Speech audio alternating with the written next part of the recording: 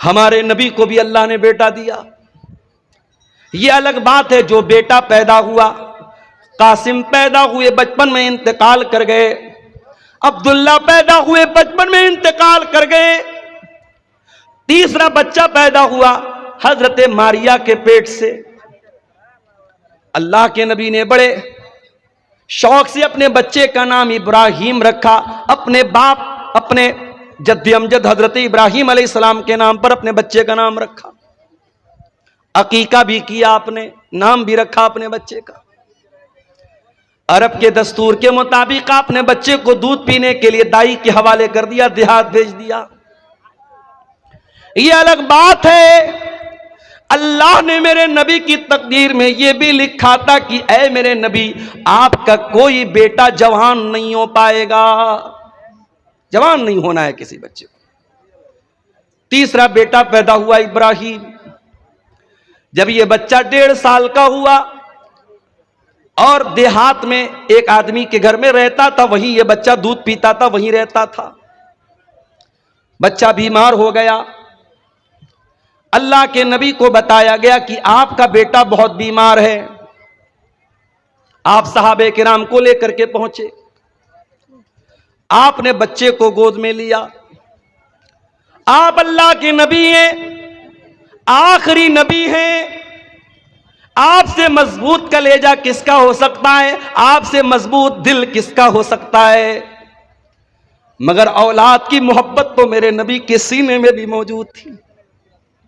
آپ نے دیکھا میرا اکلوتا بیٹا آخری سانسیں لے رہا ہے, دم توڑ رہا ہے.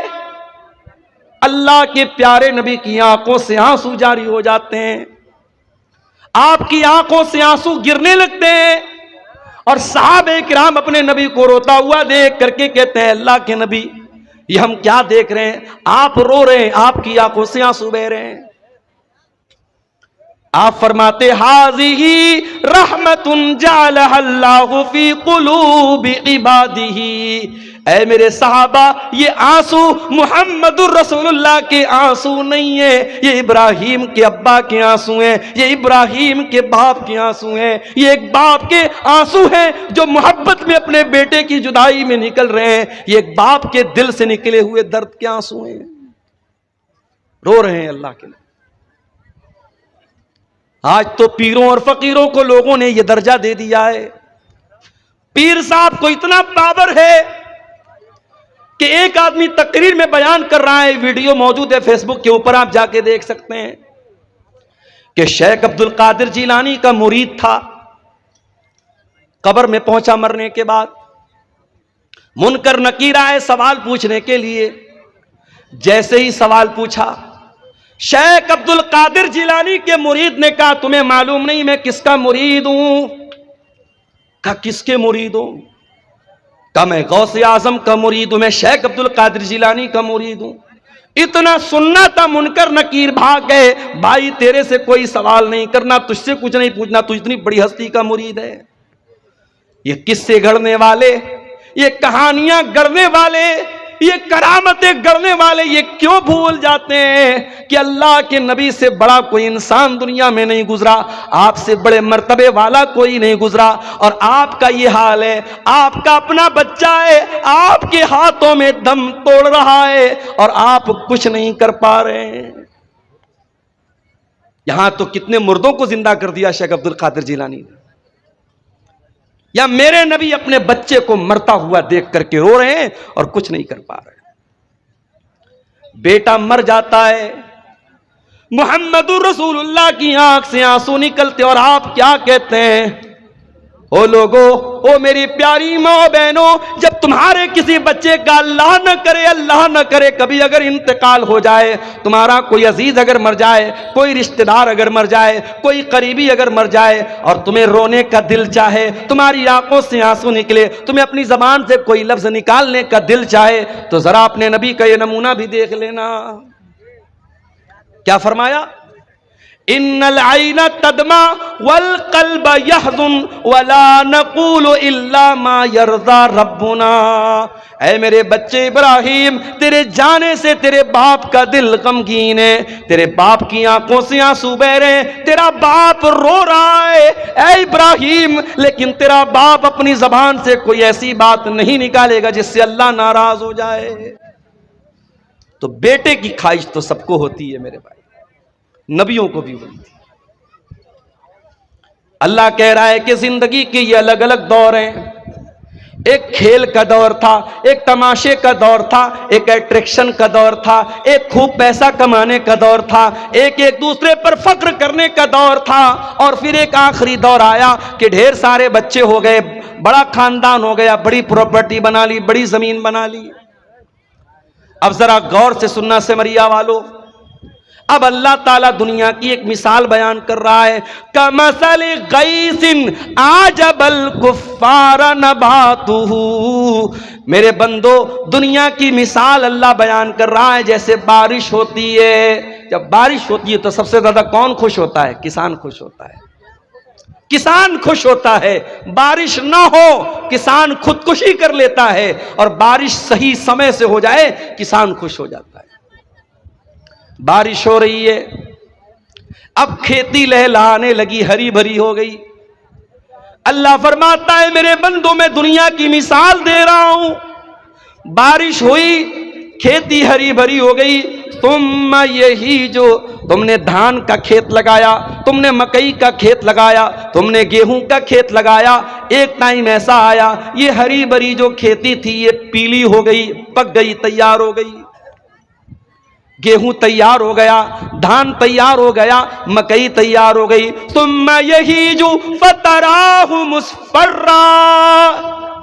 کل تک جو پودے ہرے ہرے تھے آج پیلے پیلے ہو گئے، آج پک کر کے تیار ہو گئے.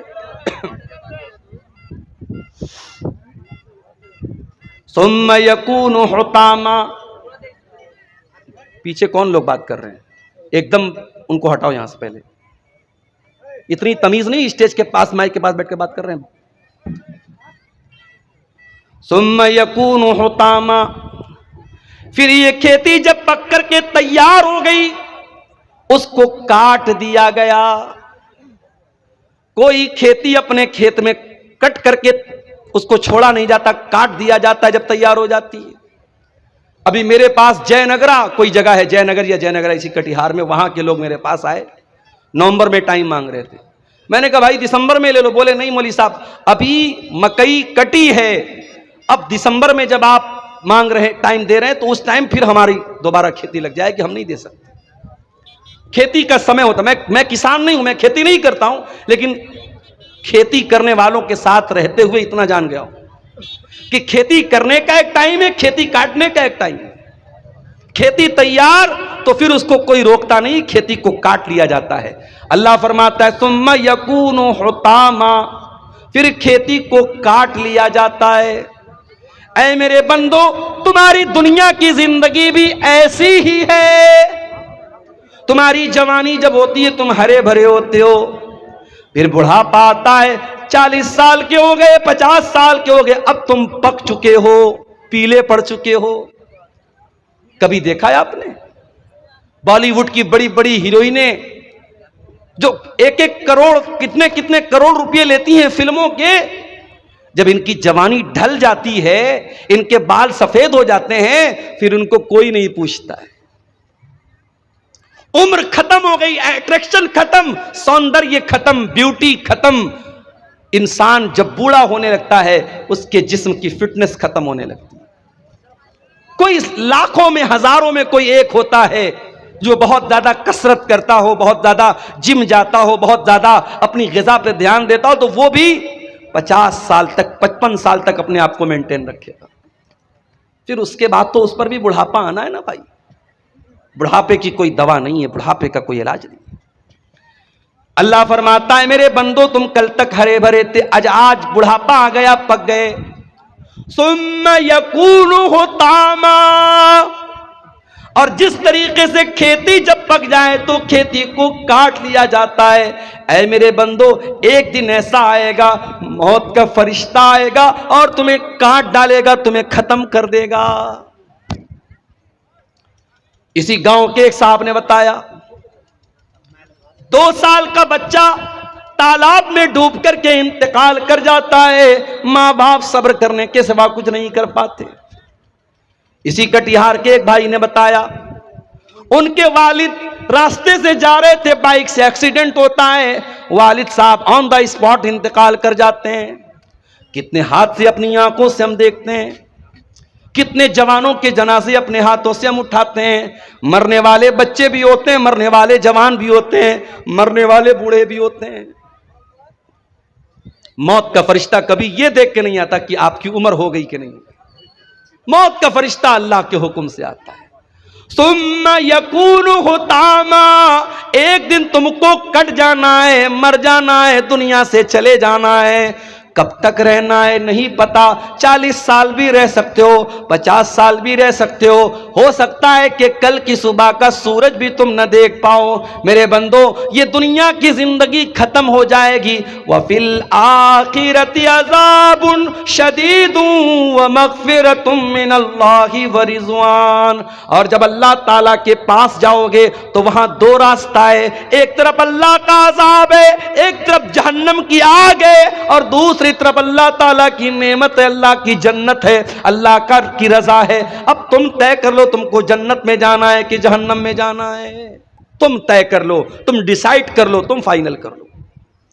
وَمَا الْحَيَاةُ الدُّنْيَا إِلَّا مَتَاعُ الْغُرُورِ، اور یہ دنیا کی زندگی جس پر تم اتنا فخر کرتے ہو، اتنا ناز کرتے ہو، جس دنیا کی زندگی کے لیے تم کتنا حرام کام کرتے ہو، کتنا ناجائز کام کرتے ہو، یہ دنیا تو دھوکے کا سامان ہے۔ دنیا تو دھوکا ہے، دھوکا۔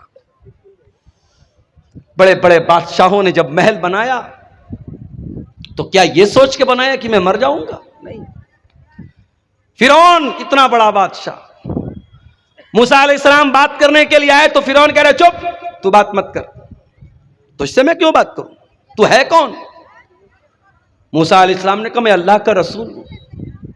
کہا کہ ارے جاؤ، تم رسول بن گئے، میں جانتا نہیں کیا تم کو، میرے محل میں تم پلے بڑے ہو، میں جانتا ہوں، تو ڈھنگ سے بات نہیں کر سکتے ہو، تم کیا نبی بنو گے؟ فرعون نے حضرت موسیٰ کا مذاق اڑایا، کیونکہ موسیٰ علیہ السلام بچپن میں ایک آگ کی چنگاری سے ان کی زبان کٹ گئی تھی، اس لیے ان کی زبان میں لڑکھڑاہٹ تھی۔ اللہ کی قدرت دیکھو، جس پیغمبر کی زبان میں لڑکھڑاہٹ ہے اس پیغمبر کو اللہ تعالی آسمان پہاڑ پہ بلاتا ہے، کوہ طور پہ بلاتا ہے، اور اس پیغمبر سے اللہ کلام کرتا ہے، بات چیت کرتا ہے۔ اور جب موسیٰ علیہ السلام سے اللہ تعالیٰ نے کلام کیا تو موسیٰ علیہ السلام دعا کرتے ہیں رب اشرح لی صدری ویسر لی امری واحلل عقدۃ من لسانی یفقہوا قولی، پروردگار میرے سینے کو میرے لیے کھول دے، میرے معاملے کو میرے لیے آسان بنا دے، اور اے اللہ میری زبان کی لکنت کو دور کر دے، میری زبان کی گرے کو دور کر دے، میری زبان کی لڑکھڑاہٹ کو دور کر دے، یفقہوا قولی، تاکہ لوگ میری بات کو سمجھ سکیں۔ تو فرعون نے مذاق اڑایا، کہا ارے جاؤ، تم کیا بات کرو گے؟ اللہ کا مذاق اڑایا، موسیٰ علیہ السلام کا مذاق اڑایا، کہا کہ اے موسیٰ میں اتنا بڑا بادشاہ ہوں، ہذہ الانہار تجری من تحتی، یہ بڑی بڑی ندیاں، یہ دریائے نیل، یہ دریائے قلزم، یہ بڑی بڑی ندیاں، یہ بڑے بڑے دریا میرے محل کے نیچے سے جاتے ہیں، ان دریاؤں کا میں مالک ہوں، ان ندیوں کا میں مالک ہوں۔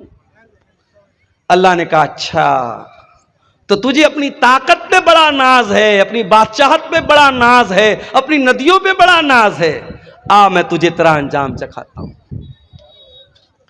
موسیٰ علیہ السلام جانے لگے، پیچھے فرعون پیچھا کر رہا ہے، موسیٰ علیہ السلام ایمان والے لوگوں کو لے کر کے جا رہے ہیں، سامنے دریا آ جاتا ہے، موسیٰ علیہ السلام کے ساتھی کہتے ہیں انا لمدرکون، اے موسیٰ اب تو ہم اریسٹ ہو جائیں گے، گرفتار ہو جائیں گے، پکڑ لیے جائیں گے، سامنے پانی ہے اور پیچھے فرعون کا لشکر ہے۔ اب یہ حالات آپ دیکھ رہے ہیں ملک کے، کیا ہو رہا ہے، ظلم کی کتنی انتہا ہو رہی ہے۔ ظلم کرنے والے کل تک جب عوام سے ان کا تعلق تھا تب تک ہم انصاف کی عدالتوں میں جا کر کے انصاف کے لیے ہم دروازے کھٹکھٹا سکتے تھے، مگر جب ظلم کا کوڑا انصاف کرنے والوں کے ہاتھ میں آ جائے، حکومت کرنے والوں کے ہاتھ میں آ جائے اور جو ظالم ہے وہی منصف بن جائے تو پھر مظلوم فریاد کرے تو بھی کس سے کرے، مظلوم جائے تو کس کے پاس جائے۔ دنگا کرنے والا، فساد کرنے والا کون، ساری دنیا کو معلوم ہے۔ کس کے جلوس میں ماں بہن کی گالیاں دی گئیں، ویڈیو موجود ہے، زمانہ شاہد ہے۔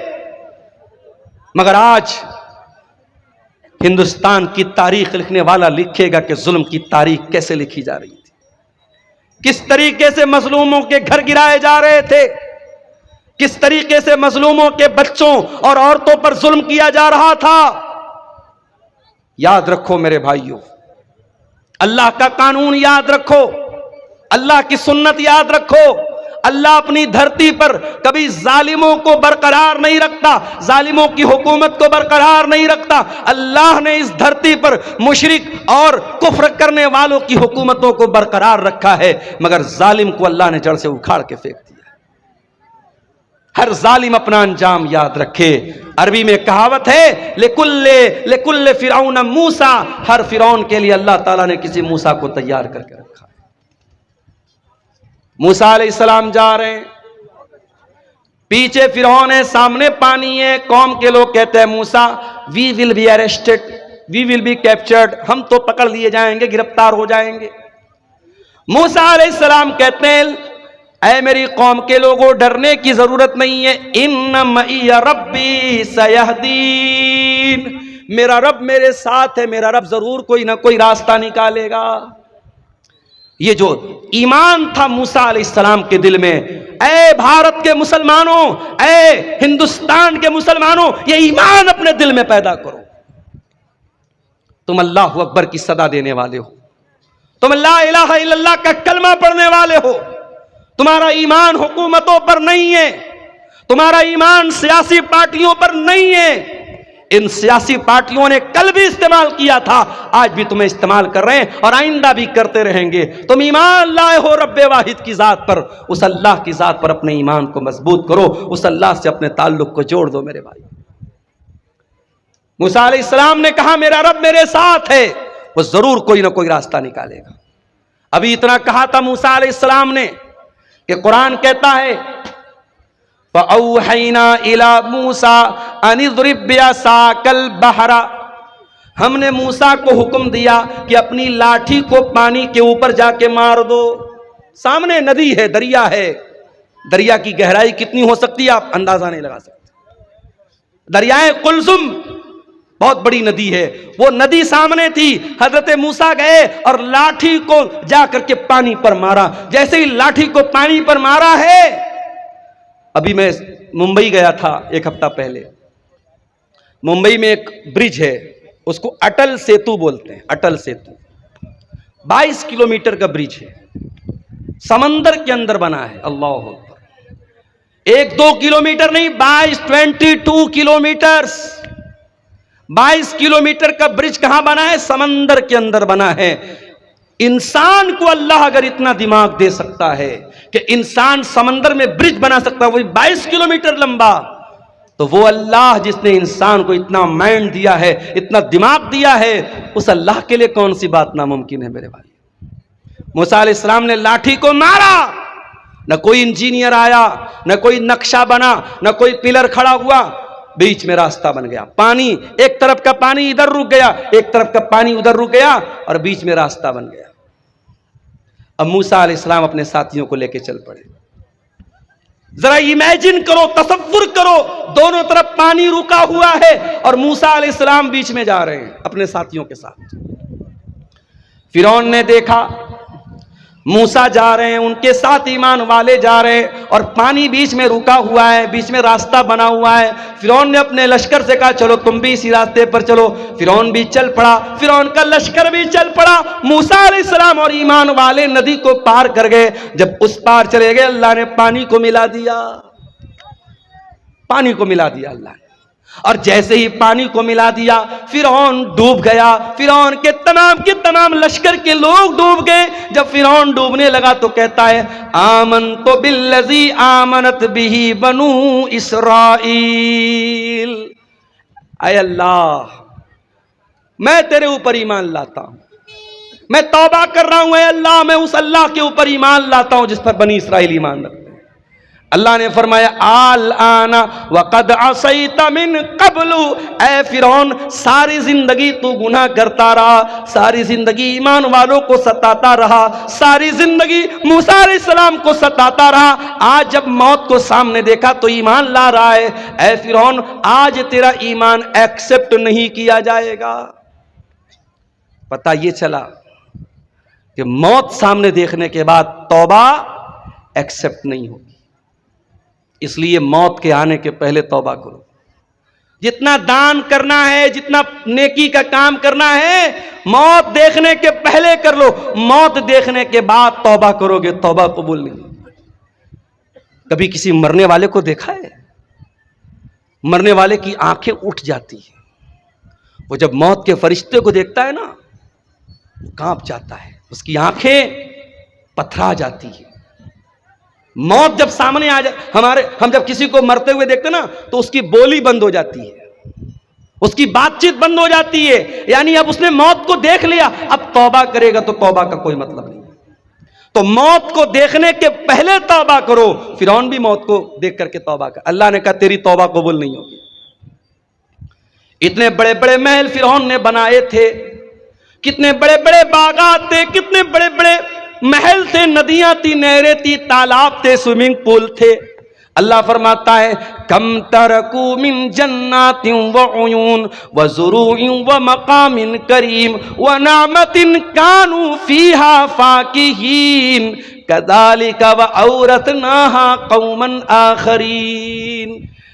فرعون کے پاس کتنے بڑے بڑے باغات تھے، محل تھے، کتنے عیش و آرام سے رہا کرتا تھا، آج اس کے محل میں کوئی اور رہ رہا ہے، اس کے باغ کا پھل کوئی اور کھا رہا ہے، اس کی نہر کا پانی کوئی اور پی رہا ہے۔ فما بکت علیہم السماء والارض وما كانوا منذرین۔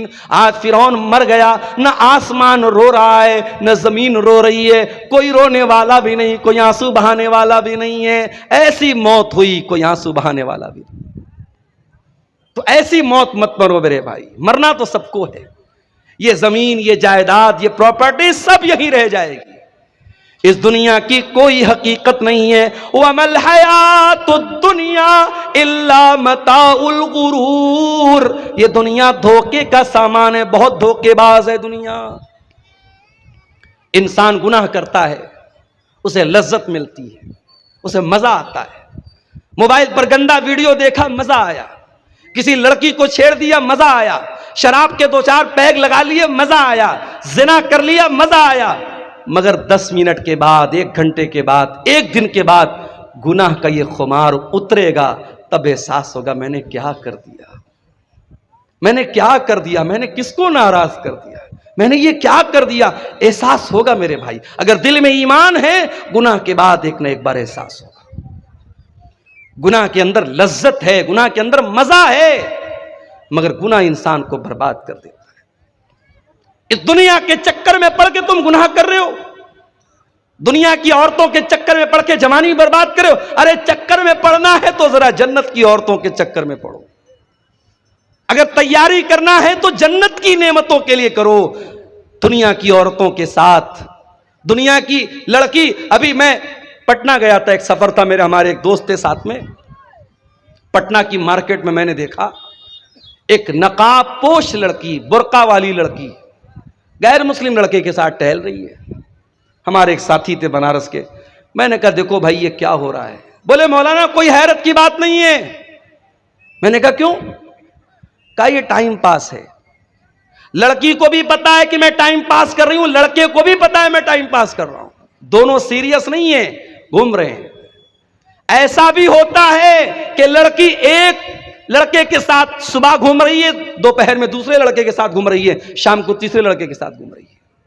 یہ چل رہا ہے، ٹائم پاس ہو رہا ہے۔ یہ عورتیں ہیں دنیا کی، یہ لڑکیاں ہیں دنیا کی۔ اور جنت کی عورتیں کیسی ہوں گی؟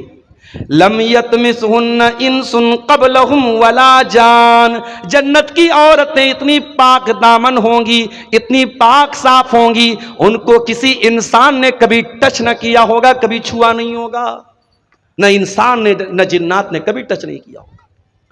دنیا کی عورتیں، ان کے ساتھ بہت ساری گندگی بھی لگی ہوئی ہے۔ ظاہر ہے انسان کی باڈی ہے، انسان پیشاب بھی کرتا ہے، پاخانہ بھی کرتا ہے، ناک سے گندگی بھی نکلتی ہے، بلغم بھی نکلتا ہے۔ عورتوں کے ساتھ دنیا کے اور بھی مسئلے مسائل ہیں، لیکن جنت کی عورتوں کے ساتھ کوئی مسئلہ مسائل نہیں ہوگا۔ وَلَهُمْ فِيهَا أَزْوَاجٌ مُطَهَّرَةٌ، دنیا کی عورتوں کے ساتھ تو بہت سارے مسائل اور گندگیاں ہیں، لیکن جنت کی عورتیں بالکل پاک اور صاف ہوں گی۔ عبداللہ ابن عباس اس آیت کی تفسیر میں کہتے ہیں لا یحزنا، جنت کی عورتوں کو پیریڈ نہیں آئے گا، ولا یحدثنا، ان کو پیشاب و پاخانہ کی حاجت نہ ہوگی، ولا یتنخمنا، ان کو تھوک اور بلغم کی گندگی نہیں ہوگی، پاک اور صاف عورتیں۔ دنیا میں جو عورت دوپٹہ اوڑھتی ہے، اوڑھنی اوڑھتی ہے، پردہ کرتی ہے، سمجھ جاؤ کہ وہ جنتی عورت ہے، اس لیے کہ جنت کی عورت کے سر پر بھی دوپٹہ ہوگا۔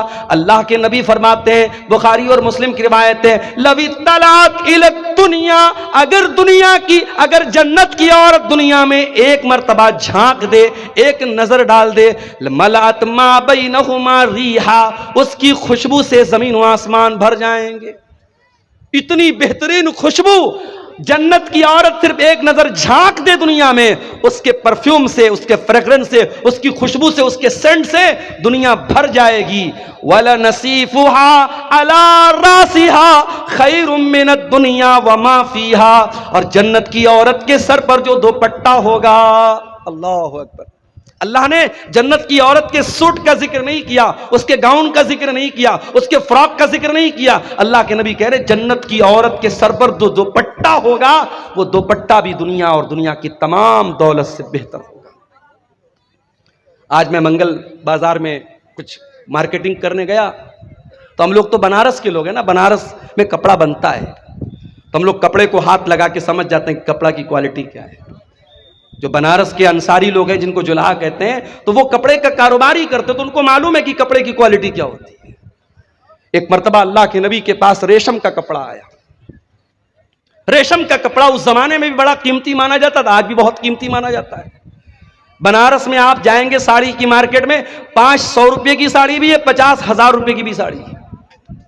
50,000 کی ساڑی میں کیا اسپیشل ہے؟ اس میں پیور ریشم ہے، پیور سلک ہے، اور اس میں اوریجنل سونے کی زری ہے، تو اس کی قیمت 50,000 روپیہ بھی ہے۔ بڑی بڑی بالی ووڈ کی جو ہیروئنوں ہوتی ہیں، ان کا جو لہنگا ہوتا ہے، جو ساڑی ہوتی ہے، بنارس سے تیار ہو کے جاتا ہے۔ تو اللہ کے رسول صلی اللہ علیہ وسلم کے پاس ریشم کا کوئی کپڑا آیا۔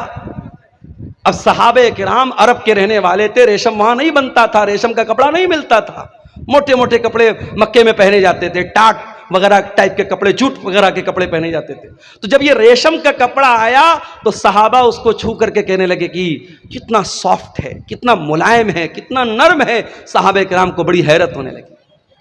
اللہ کے پیارے نبی نے فرمایا اتعجبون من ھذا، اے میرے صحابہ تمہیں اس پر بڑا تعجب ہو رہا ہے، بڑا آشچر ہو رہا ہے، بڑی حیرت ہو رہی ہے۔ لمنادل سعد بن معاذ فی الجنت خیر من ھذا، اے میرے صحابہ جنت میں حضرت سعد بن معاذ کو جو ہینڈ کرچپ ملے گا، جو رومال ملے گا، جو دستی ملے گی، جو مندیل ملے گا، اے میرے صحابہ یہ دنیا کے ریشم کا کپڑا فیل ہے اس جنت کے رومال کے سامنے۔ اتنا سافٹ ہوگا حضرت سعد بن معاذ کا رومال۔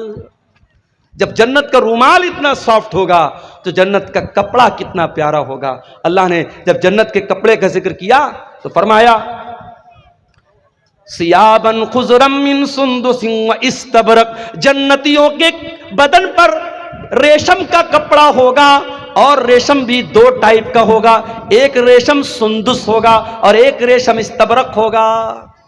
سندس بولتے ہیں جو باریک ریشم ہوتا ہے اور استبرق جو تھوڑا موٹا ریشم ہوتا ہے۔ میری ایک بچی کا نام سندس ہے، ایک بچی کا نام استبرق ہے، یہ قرآن کی انہی آیتوں کی روشنی میں نے رکھا ہے۔ سندس کے معنی بھی ریشم ہوتا ہے، استبرق کے معنی بھی ریشم ہوتا ہے۔ تو جنتیوں کا کپڑا اتنا عالی شان ہوگا۔ تم دنیا کے کپڑے پر مر رہی ہو میری بہنوں، تم اپنی الماری پہ کپڑے نہار رہی ہو، اپنے وارڈروب میں کپڑے نہار رہی ہو اور اپنے میک اپ آئٹم کو دیکھ رہی ہو، اپنی جیولری باکس کو دیکھ رہی ہو۔ آؤ ذرا جنت کی جیولری تیار کرو، ذرا جنت کے کپڑے تیار کرو، ذرا جنت کے لیے اپنے آپ کو تیار کرو۔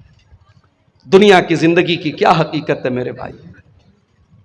آگاہ اپنی موت سے کوئی بشر نہیں، آگاہ اپنی موت سے کوئی بشر نہیں، سامان 100 برس کا ہے پل کی خبر نہیں۔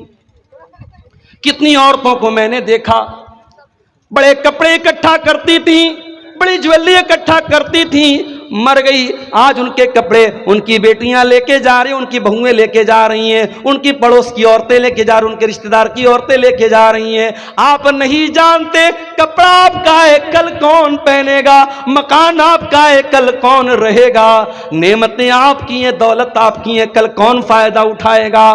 آگاہ اپنی موت سے کوئی بشر نہیں، سامان 100 برس کا ہے پل کی خبر نہیں۔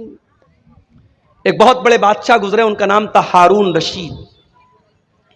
ہارون رشید ایک مسلمان بادشاہ تھے، خلیفہ تھے۔ ان کے دور میں ایک بہت اللہ کے نیک بندے تھے، ان کا نام تھا ابن سماک۔ ہارون رشید ایک مرتبہ ابن سماک سے ملنے کے لیے گئے۔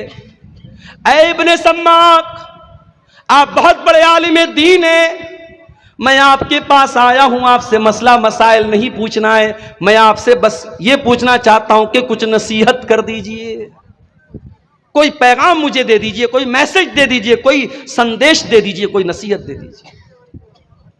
ابن سماک نے کہا اے امیر المومنین، سپوز کر لیجئے، تصور کر لیجئے کہ آپ ایک صحرا میں جا رہے ہیں، ایک ریگستان میں جا رہے ہیں، کھانا ختم ہو گیا، پانی ختم ہو گیا، آپ کو بڑی زور کی پیاس لگ گئی اور دور دور تک پانی نہیں مل رہا ہے۔ آپ جیسے جیسے آگے بڑھ رہے ہیں، آپ کا گلا سوکھ کر کے کانٹا ہو رہا ہے اور پیاس سے آپ کا برا حال ہو رہا ہے۔ اتنے میں ایک آدمی آتا ہے اور اس کے پاس ایک پیالہ پانی ہے۔ اس نے کہا اے خلیفہ، میں آپ کو ایک پیالہ پانی دینے کو تیار ہوں، شرط یہ ہے کہ آپ اپنی آدھی بادشاہت مجھے دے دیں۔ تو اے بادشاہ سلامت، اے امیر المومنین، کیا آپ اپنی بادشاہت کو بچائیں گے یا اس کو بادشاہت دے کر کے پانی لے لیں گے؟ ہارون رشید نے تھوڑی دیر سوچا، کہا کہ اے ابن سماک، میں بادشاہت دے دوں گا، پانی لے لوں گا، کیونکہ جان بچانا ضروری ہے، میری جان جا رہی ہے پیاس کے مارے، میں آدھی بادشاہت دے دوں گا اور پانی لے لوں گا۔ ابن سماک نے کہا اے بادشاہ سلامت، اب سپوز کر لو وہ پانی آپ نے پی لیا، اب وہ پانی آپ کی باڈی میں جا کر کے اٹک گیا، اب آپ کو زور کی پیشاب لگ گئی، لیکن پیشاب کے راستے سے پیشاب نہیں نکل پا رہا ہے، آپ بے حال ہو گئے، آپ کو اپنی زندگی خطرے میں نظر آنے لگی، آپ پیشاب کے رک جانے سے آپ پریشان ہیں۔ اتنے میں ایک دوسرا آدمی آتا ہے اور وہ کہتا ہے اے امیر المومنین، آپ کو میں ایسی دوا دے دوں گا کہ آپ کا پیشاب نکل آئے گا، آپ ریلیکس فیل کریں گے، آپ کا درد ختم ہو جائے گا، شرط یہ ہے کہ آپ اپنی باقی آدھی بادشاہت مجھے دے دیں۔ تو اے بادشاہ سلامت، کیا آپ اپنی جان بچائیں گے یا اس کو اپنی بادشاہت دے دیں گے؟ ہارون رشید نے کہا کہ میں اپنی آدھی بادشاہت دے دوں گا اور اس سے وہ دوا لے لوں گا تاکہ میرا پیشاب ہو جائے، میری تکلیف دور ہو جائے، میری جان بچ جائے۔ ابن سماک نے کہا بس اے ہارون رشید، فانظر یا امیر المومنین الی ملکی کا حاضت الطویل والعریض، اے بادشاہ سلامت اتنی لمبی چوڑی آپ کی بادشاہت ہے، لا تساوی شربتن و بولتن، اتنی بڑی بادشاہت کی کیا حیثیت ہے کہ پیشاب کے چند قطرے اور پانی کے چند قطروں کی ویلو آپ کی ساری حکومت کے برابر ہے۔ اے بادشاہ سلامت کبھی اس حکومت پر ناز نہ کرنا، کبھی غرور نہ کرنا، اگر وقت پڑ گیا تو پانی کے چند قطروں کے برابر آپ کی بادشاہت ہے اور پیشاب کے چند قطروں کے برابر آپ کی بادشاہت ہے۔ میرے بھائیوں یہ ہے دنیا کی حقیقت، دنیا کے پیچھے مت مرو میرے بھائیوں۔ ہر جمعہ کے دن آپ سنتے ہیں امام صاحب سورہ اعلیٰ کی تلاوت کرتے ہیں، بل تؤثرون الحیات الدنیا والآخرۃ خیر وابقیٰ، میرے بندو تم دنیا کی زندگی کو ترجیح دیتے ہو، تم دنیا کی زندگی کو اوپر رکھتے ہو، جبکہ آخرت کی زندگی زیادہ بہتر اور زیادہ باقی رہنے والی ہے، تمہیں تو آخرت کی تیاری کرنا چاہیے۔ اب سوال پیدا ہوتا ہے کہ کیا ہم دنیا میں نہ رہیں، دنیا کا حق ادا نہ کریں، بیوی کا حق ادا نہ کریں، بچوں کا حق ادا نہ کریں؟ نہیں، یہ اسلام کی تعلیم نہیں ہے۔ ہمیں دنیا میں رہنا ہے، ہمیں بیوی کا حق بھی ادا کرنا ہے، ہمیں بچوں کا حق بھی ادا کرنا ہے، ہمیں ماں باپ کا حق بھی ادا کرنا ہے، لیکن ہمیں دل نہیں لگانا ہے دنیا سے۔ جگہ جی لگانے کی دنیا نہیں ہے، یہ عبرت کی جا ہے تماشا نہیں ہے۔ دل لگاؤ تو جنت سے لگاؤ، دل لگاؤ تو آخرت سے لگاؤ، دنیا دل لگانے کا ٹھکانہ نہیں ہے۔ دنیا میں کیسے رہنا ہے؟ اللہ کے پیارے نبی عبداللہ ابن عمر کا کندھا پکڑ کر کے کہتے ہیں، کن فی الدنیا کانک غریب، اے عبداللہ دنیا میں ایسے زندگی گزارو جیسے پردیسی زندگی گزارتا ہے۔ بہار کے بہت سارے لوگ بمبئی میں رہتے ہیں، بمبئی میں دنگا ہو جاتا ہے، فساد ہو جاتا ہے، تو بمبئی میں جو بہار کا رہنے والا، یو پی کا رہنے والا، بنگال کا رہنے والا آدمی ہے وہ ڈر جاتا ہے کہ یار میرا تو یہاں کوئی نہیں ہے، یہ تو پردیس ہے، میرا گاؤں نہیں ہے، میرا علاقہ نہیں ہے، میرا کیا ہوگا؟ وہ رہتا ہے بمبئی میں، کماتا ہے بمبئی میں، کھاتا ہے بمبئی میں، مگر اسے اپنا اصل وطن یاد رہتا ہے، وہ کٹیہار کے فلاں گاؤں کا رہنے والا ہے، وہ گاؤں سے یاد رہتا ہے۔ اللہ کے نبی فرماتے ہیں تم دنیا میں اس طریقے سے زندگی گزارو جیسے کوئی اجنبی، کوئی پردیسی زندگی گزارتا ہے، او عابر السبیل، یا ایسے زندگی گزارو جیسے کوئی مسافر زندگی گزارتا ہے۔ مجھے کل کٹیہار سے نکلنا ہے، انٹر سٹی پکڑنا ہے، انٹر سٹی پٹنہ جا رہی ہے، راستے میں بیگو سرائے بھی آ رہا ہے، راستے میں مانسی بھی آ رہا ہے، راستے میں مہیش کھنڈ بھی آ رہا ہے، راستے میں برونی بھی آ رہا ہے۔ مجھے بھوک لگے گی، میں اتر کر کے چپس لے لوں گا، میں بسکٹ لے لوں گا، میں نمکین لے لوں گا، مگر مجھے معلوم ہے مجھے پٹنہ تک جانا ہے، میری منزل پٹنہ ہے، میری منزل بنارس ہے، میں جا کر کے ٹھہروں گا اپنی منزل پر، میں جا کر کے رکوں گا اپنی منزل پر، میں بیچ کے اسٹیشنوں سے فائدہ تو اٹھا سکتا ہوں، مگر میرا ٹارگٹ میری منزل ہوگی، میرا مقصد میری منزل ہوگی۔ اللہ کے نبی کہہ رہے ہیں دنیا میں ایسے زندگی گزارو جیسے مسافر زندگی گزارتا ہے۔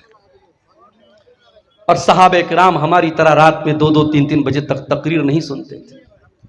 نبی نے اتنی حدیث بیان کی، عبداللہ ابن عمر نے سن لیا۔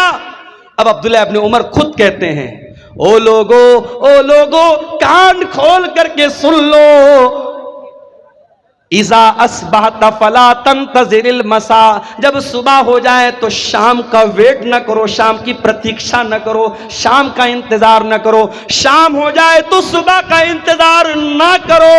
او میری پیاری ماں بہنوں، او میرے پیارے نوجوان ساتھیوں، جاؤ ذرا بستر پہ سونے کے پہلے یہ حدیث یاد کر لینا، یہ سوچ کر کے بستر پہ جانا، اے اللہ اگر آج کی رات میری زندگی کی آخری رات ہو گئی، اے اللہ سارے اعمال تو گناہوں سے بھرے ہیں، سارا رجسٹر تو گناہوں سے بھرا ہے، اے اللہ اگر اسی حال میں تیرے پاس چلا گیا، اے اللہ تو اسی حال میں تیرے پاس میں چلی گئی، اے اللہ میرا کیا بنے گا، میرا کیا حال بنے گا۔ میرے پیارے ساتھیوں، جب رات میں بستر پہ سونے جایا کرو تو یہ ایک بار سوچ لیا کرو، اللہ کے حضرت عبداللہ ابن عمر کہتے ہیں جب شام ہو جائے تو صبح کا انتظار مت کیا کرو، اور صبح ہو جائے تو شام کا انتظار مت کیا کرو۔ اور آگے فرماتے ہیں وَخُذْ مِنْ صِحَّتِكَ لِمَرَضِكَ، اور جب تمہاری تندرستی موجود ہے تو تم بیماری کے دن کی تیاری کر لو، اور اپنی زندگی میں موت کی تیاری کر لو، موت کی تیاری کر لو۔ ماشاءاللہ کٹیہار بڑی ترقی پر ہے. میں آج مارکیٹ میں گیا, ہمارے کچھ دوست لوگ بھی ساتھ میں تھے, کتنے بڑے بڑے ریسٹورنٹ بن گئے ہیں. اسٹیشن کے سامنے ایک چھوٹا سا ہوٹل تھا, بسم اللہ ہوٹل. آج گیا تو دیکھا بہت بڑا سا ریسٹورنٹ بنا ہے, اس کا نام ہے تندوری محل. بڑے بڑے ہوٹل کھل رہے ہیں کٹیہار میں. ابھی حیدرآباد میں گیا تھا, ایک دو مہینہ پہلے میرا سفر تھا, کچھ ساتھیوں کے ساتھ رات میں نکلا. میرا خیال ہے کہ رات کے 12 یا 1 بج رہے تھے. دوستوں نے کہا چلیے مولانا آپ کو چائے پلاتے. میں نے کہا یار 12-1 بج رہا ہے, چائے ملے گی؟ بولے چلیے آپ حیدرآباد میں ہیں. حیدرآباد میں چائے کی ایک بہت بڑی دکان ہے, نام نوٹ کر لو, کبھی جانا تو چائے پی لینا, نیلوفر ہوٹل. نیلوفر نام ہے, لڑکی کا نام نہیں بتا رہا ہوں, ہوٹل کا نام بتا رہا ہوں, نیلوفر. رات کے 1 بجے میں گیا ساتھیوں کے ساتھ. میں سوچا یار رات کا 1 بجا ہے, 2-4 لوگ وہاں ہوں گے. گیا تو وہ بھیڑ ہے, رش ہے, مردوں کا, عورتوں کا, لڑکوں کا, لڑکیوں کا, مسلمانوں کا علاقہ ہے, مسلم میجورٹی علاقہ ہے, اور رش بھرا پڑا ہے. تو اب حیدرآباد شہر ہے بھائی, کھانے پینے کا شہر ہے. اب کٹیہار میں بھی وہ چیزیں آ رہی ہیں, پورنیہ میں بھی وہ چیزیں آ رہی ہیں. ترقی پر ہے زمانہ, زمانہ ترقی پر تو ہے میرے پیارے ساتھی. لیکن یہ بات یاد رکھو, ترقی کا مطلب یہ نہیں ہے کہ آپ اپنے اللہ کو بھول جائیں. 4 پیسے آ گئے, اسٹینڈرڈ بن گئے گھر میں, اسٹینڈرڈ پن آ گیا, اس کا مطلب یہ نہیں کہ آپ کے گھر کی عورتیں پردہ کرنا بند کر دیں. اسٹینڈرڈ بن گئے تو قرآن پڑھنا بند کر دو, ایسا نہیں ہے میرے بھائی. قبر کے اندر یہی قرآن آپ کے کام آئے گا. میں نہیں منع کرتا تم اپنے بچوں کو میڈیکل کی تعلیم دو, میں منع نہیں کرتا. اپنی بچیوں کو تم اعلیٰ تعلیم دو, میں منع نہیں کرتا. مگر واللہ میرا کلیجہ دکھتا ہے جب کٹیہار کے بڑے بڑے کالجوں میں مسلمان لڑکی چہرہ کھول کر کے بے پردگی کے ساتھ اپنے بوائے فرینڈ کے ساتھ, اپنے بیچ میٹ کے ساتھ, اپنے کلاس میٹ کے ساتھ گھوم رہی ہے, پارکوں میں گھوم رہی. تو تکلیف ہوتی ہے کہ یہ قوم تعلیم حاصل کر رہی ہے, اس قوم کی لڑکیاں تعلیم حاصل کر رہی ہیں یا بے حیائی کر رہی ہیں, بے پردگی کر رہی ہیں. حالات یہ ہیں, لڑکی 8-9 سال کی ہوتی ہے, لڑکا 10-12 سال کا ہوتا ہے. ابھی لڑکا بہت چھوٹا ہے, لڑکی بہت چھوٹی ہے, ابھی دنیا کی بہت ساری باتیں ان کو معلوم بھی نہیں ہے. مگر یوٹیوب نے ان کو سکھا دیا ہے, فیس بک نے ان کو سکھا دیا ہے, انسٹاگرام نے ان کو سکھا دیا ہے. 9-9 سال کی لڑکیوں کے بھی بوائے فرینڈ موجود ہیں, 10-12 سال کے لڑکوں کی گرل فرینڈ موجود ہیں. میں اسی سماج کی اور اسی معاشرے کی حقیقت آپ کو بتا رہا ہوں میرے بھائی. واللہ میرے پیارے نوجوان ساتھیوں, میری بہنوں, دنیا کی یہ تعلیم آپ حاصل کیجئے. مگر اکبر الہ آبادی کا وہ شعر میں آپ کو سناتا ہوں. تم شوق سے کالج میں پڑھو, چرخ پہ جھولو, جائز ہے غباروں میں اڑو, چرخ پہ جھولو, بس ایک سخن بندے عاجز کا رہے یاد, اللہ کو اور اپنی حقیقت کو نہ بھولو. آپ کتنے بڑے کالج میں بھی پڑھ لیجئے, لیکن آپ کو یہ نہیں بھولنا ہے کہ آپ مسلمان ہیں. اللہ کی قسم, کرناٹک کی وہ لڑکی جو نقاب میں اسکول جا رہی تھی, کالج جا رہی تھی, اور دنگائیوں نے اور فسادیوں نے اس کو دیکھ کر کے نعرہ لگایا تھا, اور اس لڑکی نے جس کا نام مسکان تھا, اس نے نعرہ تکبیر کی صدا بلند کی تھی, اللہ اکبر کہا تھا. ساری دنیا کے مسلمانوں نے اس لڑکی پر فخر کیا تھا. اور آج بھی بڑے بڑے کالجوں میں جو لڑکی نقاب میں رہتی ہے, اپنی حیا سے سمجھوتا نہیں کرتی, اپنے پردے سے سمجھوتا نہیں کرتی, وہ پرائم منسٹر سے بھی ڈگری لینے جاتی ہے تو نقاب میں جاتی ہے. ایسی لڑکیوں پر ہمیں فخر ہے میرے بھائیوں, ایسی بہنوں پر ہمیں فخر ہے. تعلیم حاصل کرو, مگر قرآن کی بھی تعلیم حاصل کرو. یہ مدرسے, یہ چھوٹے چھوٹے مدرسے آج سیمانچل میں ترس رہے ہیں. ان کا انفراسٹرکچر دیکھ لو. میں کتنے مدرسوں میں جا کے دیکھا میں نے کہ ٹین کا شیڈ لگا ہوا ہے اور کچی زمین ہے, بچے بیچارے اس پہ پڑھ رہے. کشن گنج میں ایک مدرسے میں گیا, بہترین تعلیم ہو رہی ہے, اچھی پڑھائی ہو رہی ہے, مگر انفراسٹرکچر نہیں ہے. یہ بڑے بڑے نیتا آتے ہیں ہمارے یہاں, ان منسٹروں سے, ان نیتاؤں سے, ان ایم پیز اور ایم ایل اے سے کہو کہ ان مدرسوں کو بھی تھوڑا دھیان دیں. آج کتنے مدرسے میرے بھائیوں, نہ ان کے پاس انفراسٹرکچر ہے, نہ ان کے پاس ٹیچروں کو دینے کی ڈھنگ کی سیلری ہے. بیچارے سال میں ایک جلسہ کرتے ہیں, اور جلسے میں بھی جو لوگ آتے ہیں تقریر سنتے ہیں, کتنے لاکھ روپے کا جلسے پہ خرچ ہو جاتا ہے, اور آخر میں جو بچت ہوتی ہے مدرسے والوں کو بہت تھوڑی سی بچت ہوتی ہے. یہ تکلیف کی بات ہے میرے بھائیوں, یہ درد کی بات ہے. ان مدرسوں میں پڑھنے والے, قرآن پڑھنے والے بچوں کو حقیر سمجھتے ہیں ہم. واللہ انہیں حقیر مت سمجھو. تم ڈاکٹر بن جاؤ، تم انجینئر بن جاؤ، تم IAS آفیسر بن جاؤ، مبارک ہو تمہیں. یہ قرآن پڑھنے والے، یہ دبلے پتلے بچے، یہ پتلی دال پینے والے بچے، یہ بغیر چھلا ہوا آلو کھانے والے بچے، یہ جاگیر کا کھانا اپنی عزت اور خودداری کو کچل کر گھروں سے لے جا کے ٹفن لے کر کھانا لانے والے یہ بچے، انہیں حقیر مت سمجھو میرے بھائیو. اللہ کے نبی فرماتے ہیں خیرکم من تعلم القرآن وعلمہ، تم میں سب سے بہترین انسان وہ ہے جو قرآن کو سیکھتا ہے اور قرآن کو سکھاتا ہے. قبر میں یہی قرآن آپ کے کام آئے گا. قبر میں منکر نکیر آئیں گے، پوچھیں گے من ربک، تیرا رب کون ہے؟ تو کہے گا میں انٹر پڑھ کے آیا ہوں، میں گریجویشن کر کے آیا ہوں، میں نے BCA کیا، میں نے MCA کیا، میں نے نیٹ نکالا، میں نے فلاں ایگزام پاس کیا. فرشتہ پوچھے گا من نبیوں کا، تیرے نبی کون ہے؟ ما دینوں کا، تیرا دین کیا ہے؟ اگر آپ نے دنیا کی ساری تعلیم حاصل کی ہے، اگر آپ نے رب کا قرآن نہیں پڑھا ہے، اگر آپ نے محمد رسول اللہ کی حدیثوں کو نہیں پڑھا ہے، قرآن و سنت کو نہیں پڑھا ہے، آپ منکر نکیر کے سوال کا جواب نہیں دے پائیں گے. اس سوال کا جواب اگر چاہیے تو قرآن پڑھنا پڑے گا، حدیثوں کو پڑھنا پڑے گا.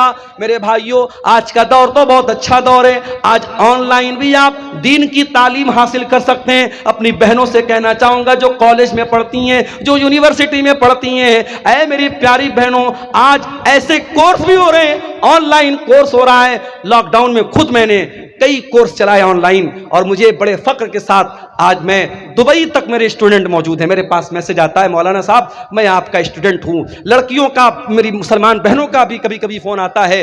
بڑی خوشی ہوتی ہے کہ جب وہ کہتی ہیں کہ میں نے آپ سے آن لائن کورس تعلیم حاصل کی تھی. آج مدرسے کی چار دیواری کے اندر بیٹھ کر کے دین کی تعلیم اگر دینا پاسبل ہے تو آن لائن بھی آپ تعلیم حاصل کر سکتے ہیں اور تعلیم دے سکتے ہیں. میرے پیارے ساتھیوں، دنیا کا جتنا علم حاصل کرنا ہے کر لو، مگر قبر میں جو کام آنے والا علم ہے وہ آخرت کا علم ہے، وہ قرآن و سنت کا علم ہے. اور اللہ تعالیٰ قرآن میں کہتا ہے یعلمون ظاہرا من الحیات الدنیا. میرے بہت سارے بندے ایسے ہیں جن کے پاس دنیا کی تو بہت نالج ہے لیکن آخرت کے معاملے میں غافل ہیں. کہیں ایسا نہ ہو میرے بھائیوں، دنیا کی ڈگریاں تو ہمارے پاس ہوں، دنیا کا علم تو ہمارے پاس ہو، مگر آخرت کے معاملے میں ہم زیرو ہوں، آخرت کی ہمیں کوئی نالج نہ ہو. امام حسن بصری کہتے ہیں کہ کچھ لوگ اتنے ماہر ہوتے ہیں، اتنے قابل ہوتے ہیں کہ اپنے انگلی کے ناخن پہ رکھ کے بتا دیتے ہیں کہ دینار کا وزن کتنا ہے. اتنے ماہر ہوتے ہیں، اپنے دنیا کے معاملے میں اتنے قابل ہوتے ہیں، لیکن 2 رکعت نماز پڑھنے کا طریقہ ان کو نہیں آتا.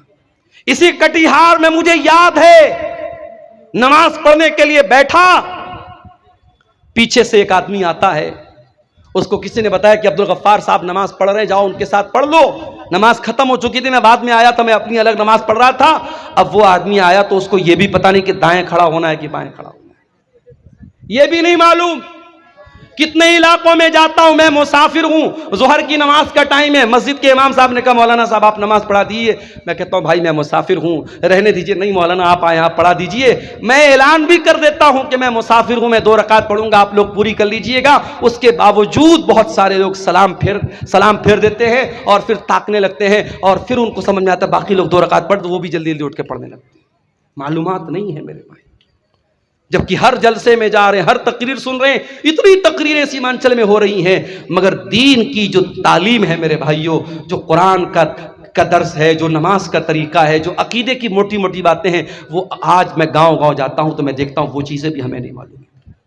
ہم بڑے فخر کے ساتھ پورے انڈیا میں ہم بیان کرتے ہیں کہ یہ شیرشاہ آبادی ایک قوم ہے، جو سیمانچل کے اندر یہ قوم ہے، اور 90% یہ قوم اہل حدیث قوم ہے. مگر آج شیرشاہ آبادیوں میں بھی تعویذ پہنا جا رہا ہے. آج شیرشاہ آبادیوں میں بھی بعض بستیوں میں قبر پرستی شروع ہو گئی ہے، تعویذ اور گنڈا شروع ہو گیا ہے، حرام قسم کی جھاڑ پھونک شروع ہو چکی ہے. کیوں؟ کیونکہ عقیدہ مضبوط نہیں ہے، توحید مضبوط نہیں ہے، دین کا علم نہیں ہے. میرے پیارے ساتھیوں، دین کا علم حاصل کرو.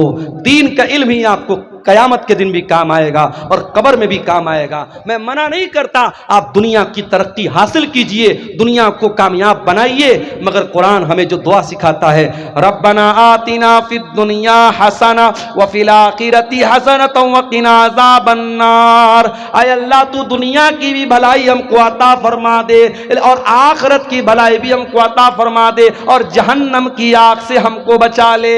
دنیا میں آپ ترقی کریں، اسلام کو کوئی اعتراض نہیں ہے، مگر دنیا کی 50 سال کی زندگی میں آپ ترقی کر لیں، پیسہ کما لیں، نام کما لیں، اس سے امپورٹنٹ بات یہ ہے، اس سے اہم بات یہ ہے کہ جو پرماننٹ لائف ہے، جو فار ایور ہے، جو ہمیشہ رہنے والی زندگی ہے، میرے بھائیوں اس زندگی کے لیے آپ نے کیا تیاری کی ہے، اس پر آپ محنت کیجئے۔ اللہ کے نبی صلی اللہ علیہ وسلم ایک دعا کیا کرتے تھے، بڑی پیاری دعا ہے، میں آپ کو بتا رہا ہوں، اگر آپ کو یاد کرنا ہے دعا کی ایک پتلی سی کتاب آتی ہے، نام نوٹ کر لیجئے، حصن المسلم۔ یہ کتاب آپ کو کہیں بھی مل جائے گی، اگر موبائل آپ کے پاس موجود ہے اس کے پلے اسٹور میں جا کے آپ ٹائپ کیجئے حصن المسلم، تو یہ کتاب وہاں پر بھی آپ کو مل جائے گی۔ اللہ کے نبی بڑی پیاری دعا کرتے تھے، اللہم اصلح لی دینی الذی ہوا عصمت امری واصلح لی آخرتی التی واصلح لی دنیایا التی فیہا معاشی۔ اے اللہ میرے دین کو صحیح کر دے، میرے دین کی اصلاح کر دے، کیونکہ دین ہی میرے معاملے کی بنیاد ہے، اور اے اللہ میری دنیا کو بھی تو اچھا کر دے، کیونکہ مجھے زندگی دنیا میں گزارنا ہے، وَأَصْلِحْ لِي آخِرَتِي الَّتِي إِلَيْهَا مَعَادِي، اور اے اللہ میری آخرت کو بھی تو درست کر دے، کیونکہ مرنے کے بعد مجھے لوٹ کر کے آخرت کی طرف جانا ہے، وَاجْعَلِ الْحَيَاةَ زِيَادَةً لِي فِي كُلِّ خَيْرٍ، اور اے اللہ میری زندگی کو ایسا بنا دے کہ زندگی میں ہر آنے والا دن پیچھے والے دن سے بہتر ہو، ہر دن کوئی نیا نیکی کا کام کروں، کوئی اچھا کام کروں۔ اسی کٹیہار کے علاقے کے لوگوں نے مجھے بتایا کہ پر ہیڈ وہ 10 روپیہ کلیکشن کر رہے ہیں۔ 10 روپے کی آج کے زمانے میں کوئی ویلیو نہیں، لوگ پان کھا جاتے ہیں 10 روپے کا۔ پریوار میں اگر 5 لوگ ہیں، 6 لوگ ہیں، 10 روپیہ وہ سب سے کلیکشن کر رہے ہیں پورے گاؤں سے، اور اس طریقے سے 1 سال لوگوں نے کلیکشن کیا ہے۔ گاؤں کا نام مجھے یاد نہیں ہے، اس گاؤں کے لوگوں نے مجھے بتایا، ابھی شام کو مجھ سے ملاقات ہوئی تھی، کہ ہر مہینے 40,000 50,000 روپیہ کلیکشن کر رہے ہیں، اور 1.5 سال میں انہوں نے 16-17 لاکھ روپے اکٹھا کر لیا ہے۔ ایک بڑا فنڈ ہو گیا ہے، مسجد کا کوئی مسئلہ آ جائے، قبرستان کا کوئی مسئلہ آ جائے، 10 روپیہ کوئی بھاری بھی نہیں پڑنے والا، ہر ہفتہ وہ وصول رہے ہیں، اور پوری ٹرانسپیرنسی کے ساتھ، پوری پاردرشتا کے ساتھ باقاعدہ ایک گروپ بنایا ہے، واٹس ایپ پر باقاعدہ میسج میں ہر ہفتہ بتا دیتے ہیں اتنا کلیکشن ہوا، اتنا اماؤنٹ آیا ہے۔ میرے پیارے ساتھیوں، یہ مدرسے جو آپ کے گاؤں گاؤں میں مکتب چل رہے ہیں، یہ سال میں جلسہ کر کے چھوٹے چھوٹے بچوں کو آٹو پر بٹھا کے جو بھیک مانگتے ہیں ہم، اس سے تو بہتر ہے اس طریقے کی کوئی ہم شکل نکالیں کہ 10 روپیہ بھی اگر ہم ہر پریوار کے ہر ممبر سے لیں اور ایک بڑی رقم اکٹھا ہو جائے، ہم اچھی سیلری دیں اور اچھے علماء کو اور اچھے ٹیچروں کو ہم رکھیں، ہماری قوم کے بچے قرآن و حدیث پڑھیں۔ یہ مجھے بڑا اچھا لگا، یہ کرنے کا کام لگا جو آپ کے سیمانچل میں یہ کام کیا جا سکتا ہے۔ مجھے تکلیف ہوتی ہے میرے بھائیوں،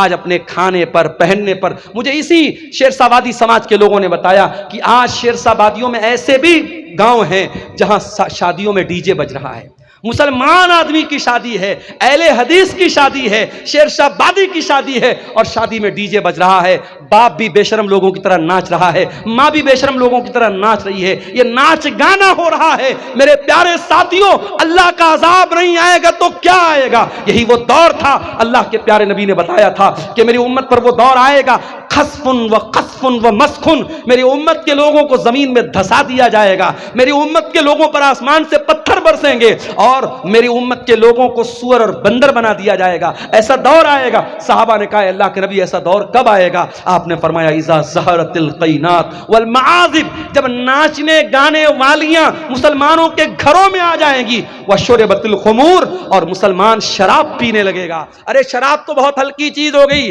آج آپ کے کٹیہار اور کشن گنج کی رپورٹ میرے پاس موجود ہے، آج گانجا پی رہا ہے مسلمان کا بچہ، آج چرس کا نشہ کر رہا ہے مسلمان کا بچہ، آج ہیروئن کا نشہ کر رہا ہے مسلمان کا بچہ۔ آج یہ نشے ہماری قوم کو ڈبو رہے ہیں، ہماری قوم کے نوجوانوں کو برباد کر رہے ہیں۔ میرے پیارے ساتھیوں، اللہ کا عذاب اگر آ رہا ہے تو وجہ یہی ہے۔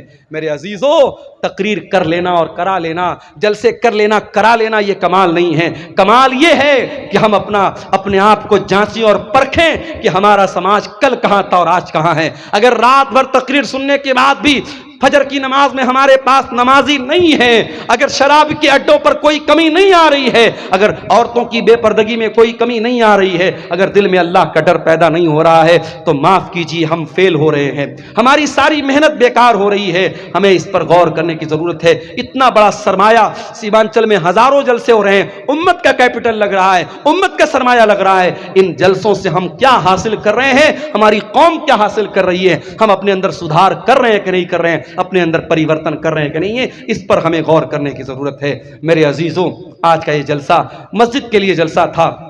مجھ سے پہلے آپ نے علماء کی تقریریں بھی سنی، اور جو چندہ کرنے والے مولوی تھے ان کے ہاتھوں پر آپ نے چندہ دیا۔ جاتے جاتے بھی میری گزارش ہے کہ اللہ کے گھر میں آپ تعاون کر کے جائیے گا۔ ہمارے یہاں لوگ LIC لیتے ہیں۔ LIC کا ایک نعرہ ہے، جیون زندگی کے ساتھ بھی اور زندگی کے بعد بھی۔ میں آپ کو بتا دوں کہ مسجد میں آپ کا 10 روپیہ بھی لگا ہے، مسجد میں آپ کا 100 روپیہ بھی لگا ہے، تو یہ LIC کی جو پالیسی ہے نا، وہ تو دنیا میں آپ کے کام آئے گی۔ وہ بھی حرام طریقے سے پیسہ کما رہے ہیں آپ، LIC کا جو پیسہ ہے، لیکن یہ آپ جو پیسہ لگائے ہیں مسجد میں، یہ آپ کو آخرت میں کام آئے گا۔ اللہ کے نبی نے کچھ چیزوں کا ذکر کیا ہے جو مرنے کے بعد بھی انسان کے کام آتی ہیں۔ اس میں ایک چیز کیا ہے؟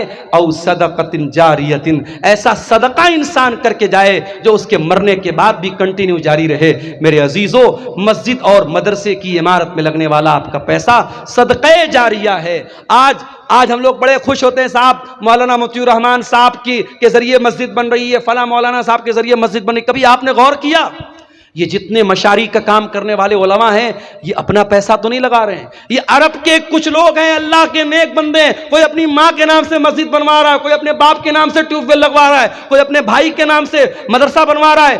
جو جذبہ عرب کے لوگوں میں پیدا ہوا اور ہندوستان اور بہار، بنگال اور نیپال میں ان کے پیسے سے مسجد بن رہی ہے، تو وہ جذبہ کیا ہمارے اندر پیدا نہیں ہو سکتا؟ میرے پیارے ساتھیوں، وہ جذبہ یقیناً پیدا ہو سکتا ہے۔ وہ جذبہ پیدا کرو۔ ہم اپنے لیے جو بنائیں گے وہ یہیں رہ جائے گا، جو دنیا کے لیے، امت کے لیے چھوڑ کے جائیں گے وہ انشاءاللہ آخرت میں ہمارے کام آئے گا۔ اس لیے جن کو اللہ نے نوازا ہے وہ اس طریقے کے نیکی کاموں میں بڑھ چڑھ کے حصہ لیں۔